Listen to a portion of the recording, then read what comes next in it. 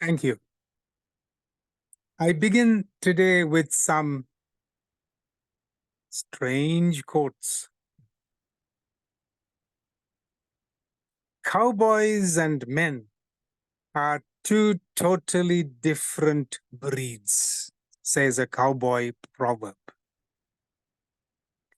A cowboy is a breed tougher than nails and strong as steel. Some of us older folk know a gentleman by the name of John Wayne, great actor. He said, "Courage is being scared to death and saddling up anyway." Another one, cowboys don't take baths, they just dust off. Cowboy poetry, a few lines from a poem. It doesn't matter if a cowboy lives in the mountains or in the flats, as long as it's warm and there's a place to lay his hat.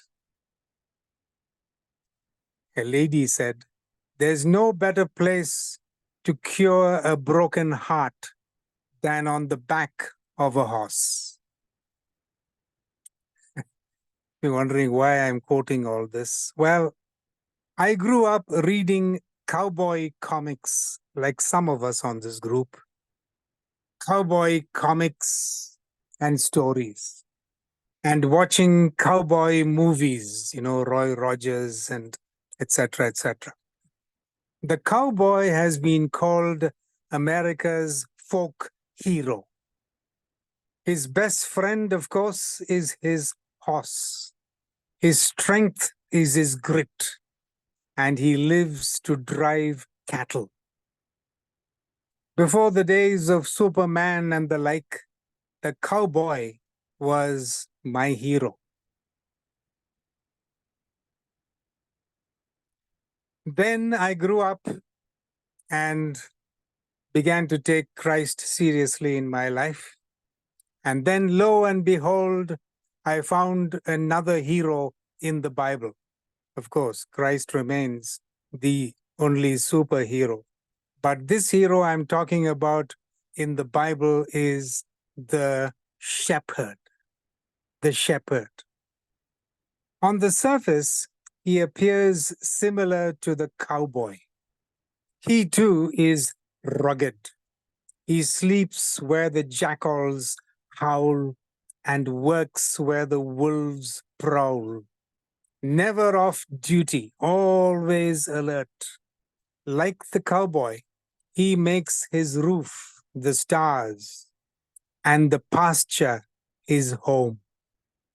But I think that's where the similarities end.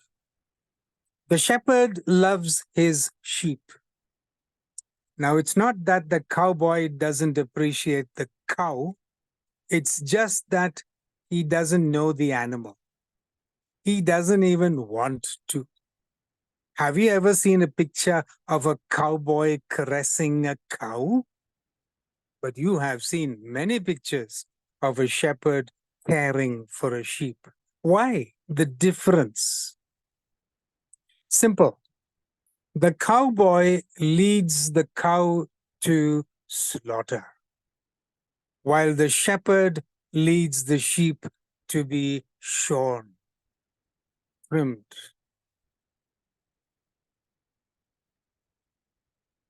The cowboy wants the meat of the cow. The shepherd wants the wool of the sheep. And so they treat the animal differently. The cowboy drives the cattle. The shepherd leads the sheep. Often cowboys drive the cattle from behind, whereas the shepherd leads the sheep from the front. He goes first. A herd has a dozen cowboys. A flock has one shepherd. The cowboy wrestles and struggles and brands and herds and ropes with his lasso. The shepherd leads guides, feeds, and anoints. The cowboy knows the names of the other cowboys, while the shepherd knows the name of each sheep. The cowboy shouts and screams at the cows. The shepherd calls each sheep by name. Now, aren't we glad Jesus didn't call himself the good cowboy? It's true that some people perceive God that way.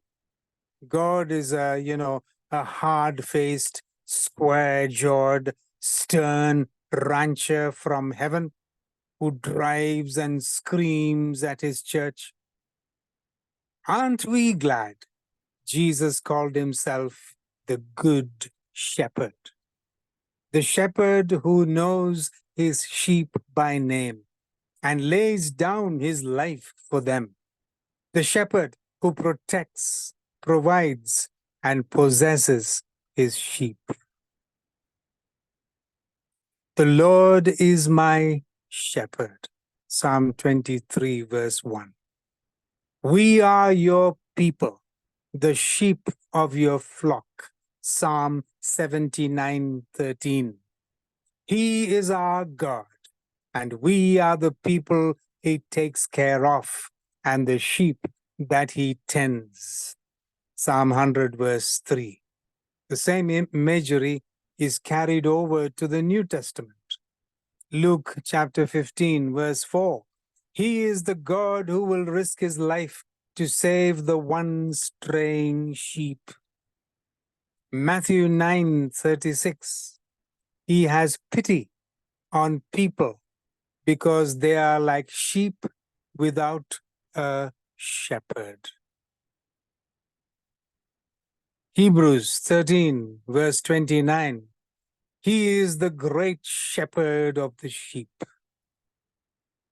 Now, 80% of Jesus's listeners made their living off the land. Many were shepherds. They lived with the sheep. No flock ever grazed without a shepherd, and no shepherd was ever off duty. You remember, even on that great night when that famous announcement was made to the shepherds. You remember, they were on duty even at night. When the sheep wandered off, the shepherd found them. When they fell, he carried them. When they were hurt, he healed them. Sheep aren't very smart. In fact, they're dumb. They tend to wander into running creeks for water. And then you know what happens. Their wool grows heavy and they drown. They need a shepherd to lead them. They have no natural defense. They don't have claws like other animals, no horns, no fangs. They are helpless, vulnerable. Sheep need a shepherd with a rod and staff to protect them. They have no sense of direction, so they need leading all the time, 24/7. So do we. It's no wonder that Jesus calls us his sheep.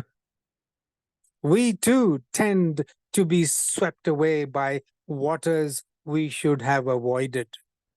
We have no defense against the evil lion who prowls about seeking who he may devour. We too get lost. We need a shepherd. We don't need a cowboy to herd us. We need a shepherd to care for us, to guide us. And yes, do you know what? We have one.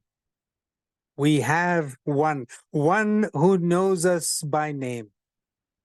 How important that is, that our great shepherd knows us by name.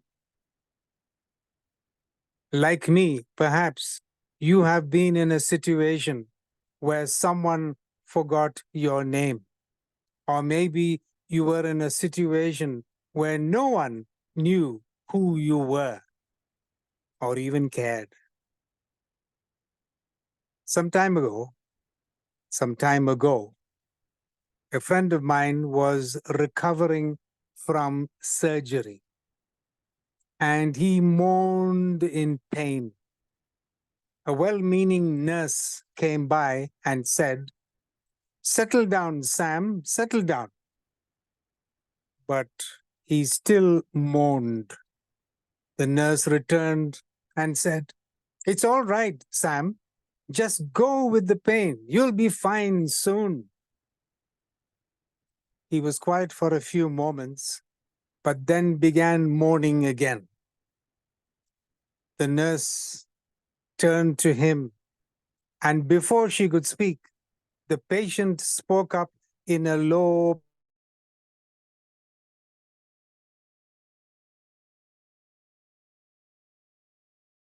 There was a moment of embarrassed silence, and all eyes were on the nurse as she went to the patient's chart to read his real name. It's never easy to be in a place where no one knows your name.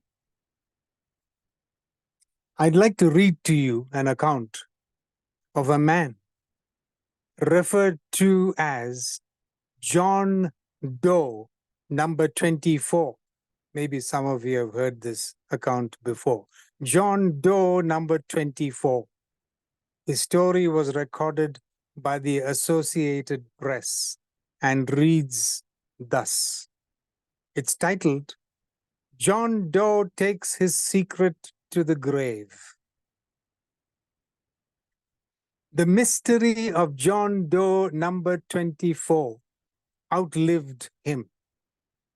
There were few clues when he was found wandering the streets of Jacksonville in the year 1945. A deaf, blind teenager. Since he was unable to speak and no relatives could be found, he was placed in an institution. He became John Doe, number 24, because he was the 24th unidentified man in the state's mental health system. Officials believed he was 64 when he died of a stroke at the state nursing home. John Doe's caretakers believed diabetes made him lose his sight, and records indicate he was severely retarded. But workers, the staff, remember a proud man, more intelligent than the standard tests showed. They remembered the intriguing hints to his identity, the way he would scrawl Lewis, and his pantomimed wild accounts of foot-stomping jazz bars and circus parades.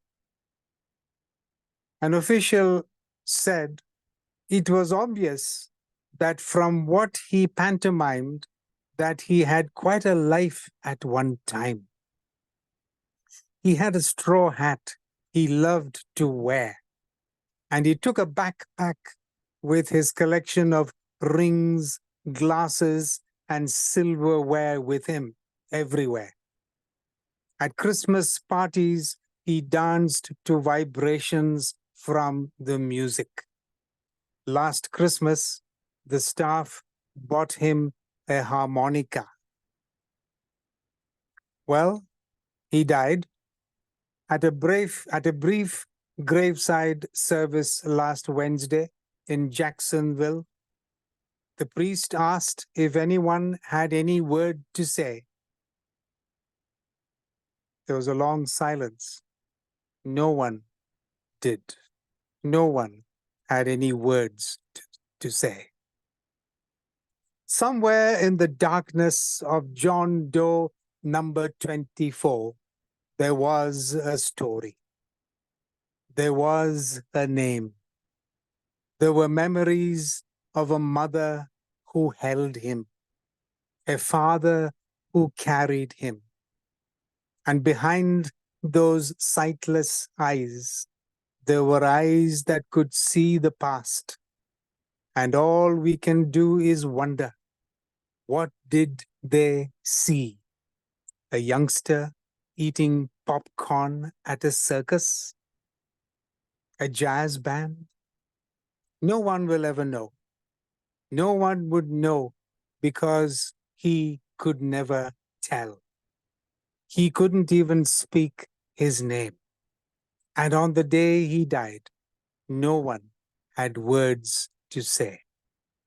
What do you say when you bury a life no one knew? What do you say when you bury a life no one knew? If you or I had been there, what would you or I have said? I know it's easy to say this now, but if I had been there, I would have opened the Bible to the 10th chapter of the Gospel of John and read verse 3. He calls his own sheep by name and leads them out. He calls his own sheep by name and leads them out. It's not true that no one knows this man's name. God did, and God does. And it's wrong to say this man never heard his name. Who knows how many times God spoke it to him through all those years, in the silence, through the dark, when we thought he couldn't hear. Who's to say he wasn't hearing the only voice that mattered? The Good Shepherd knows each sheep by name. He's not a cowboy, and we aren't cattle. He doesn't brand us, and we are not on the way to the market.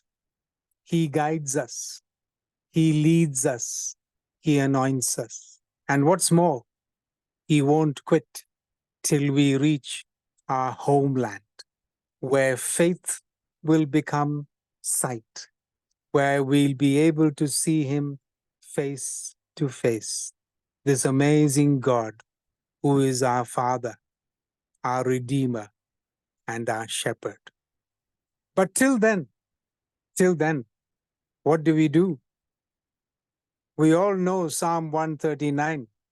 Part of it was read to us. I'm reading again. Well, I'm reading bits of it from the beginning, just a few lines. O Lord, you know my sitting down and my rising up. You understand my thoughts afar off. You're acquainted with all my ways. There's not a word on my tongue, but you know it altogether. What does it mean that God knows me? He not only knows my name, but Psalm 139 says, it says a lot of things, but David recounts some of those things. God knows all of David's movements even before he was born. He knows all of David's thoughts. Those thoughts include emotions and opinions that are unspoken. Many of those would never be known by another human being. He knows what David does. He knows where David goes. He knows everything David would ever say before he even says it. He is present with him 24/7. And that could manifest either in a comforting hand of guidance or perhaps a firm grip of correction. In theory, you and I understand that God is omniscient. But maybe we have not meditated on that character, quality, or understood its full implications for us. Even right now, let me ask you the question. When was the last time you reflected on God's omniscience? Right now, you are sitting or moving or whatever, listening to me. But right now, God sees you. God knows your thoughts. God knows your next thought that you're thinking right now. How does it impact your life? I dare say it'll give us a new outlook on life. I challenge you to sit down and think of the fact that God knows you and everything about you. How will it impact you? Worry and stress will be diminished. Obstacles that seem overwhelming will fade. Temptations will be less attractive, less alluring. Even our thought life may be refined if we dwell on this character of God. Now, this is not about going and doing something. The application is not getting up and starting to form a list of what to do. No, that's not what this is about.